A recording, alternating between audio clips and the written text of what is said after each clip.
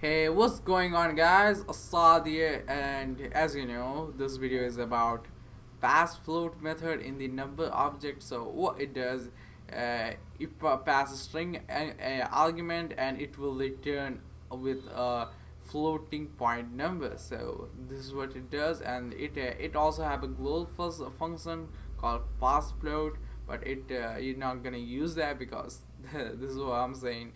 So and yeah, it's only possible in ECMAScript 2015, or you can say ES6 or ES 2015.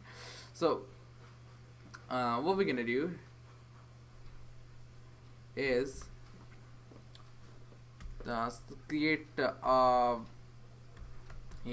function something like circumference, you know circumference, the total length of the circle, no, I mean the line of the circle, and pass the argument r, aka the radius. And what we're gonna do, if number dot is not a number, then next thing what we're gonna do is number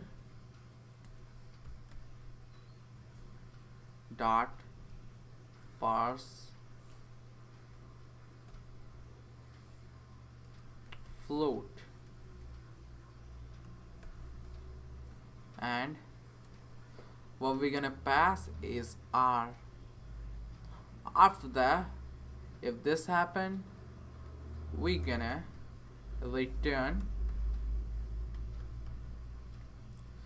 0. That means nothing, returning nothing. After that, if it's not gonna get that, it will be return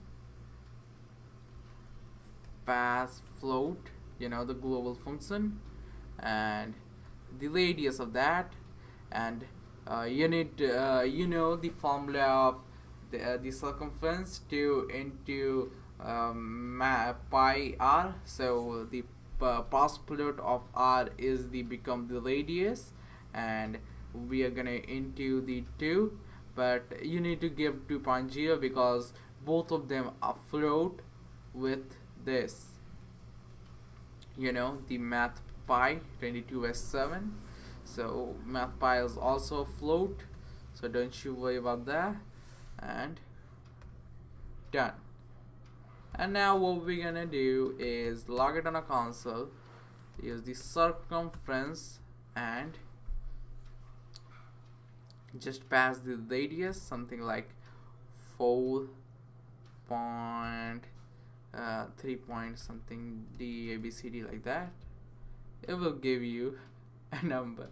So those of you who don't know, pass float returns a floating point number. You can pass anything, it will give you a number. And if we pass like totally string, it also give you a number or 0.